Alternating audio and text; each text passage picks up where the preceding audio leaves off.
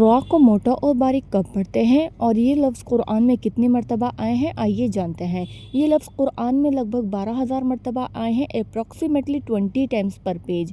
جب ان میں سے کوئی رولنگ ہوگی تو را کو باریک یا موٹا پڑھا جاتا ہے، جب را پر زبر یا دو زبر ہو تو موٹا پڑھیں گے۔ رحیم اور رسولی کثیرن، جب را پر پیش یا دو پیش ہو تو را کو موٹا پڑھیں گے۔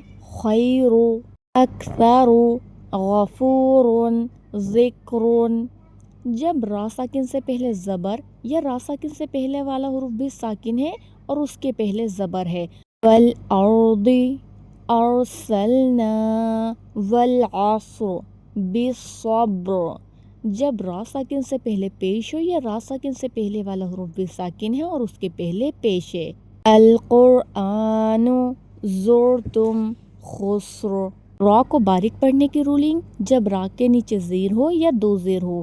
رزق امری اجرن شرن، جب را ساکن سے پہلے زیر ہو یا را ساکن سے پہلے والا حرف بھی ساکن ہے اور اس کے نیچے زیر ہو۔